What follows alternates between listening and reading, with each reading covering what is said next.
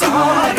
چون آمده جارک من آنی رحم بارک چون آمده جارک من آنی رحم بارک هرچه مال خورده دابو من دابوی دست مالک هرچه مال خورده دابو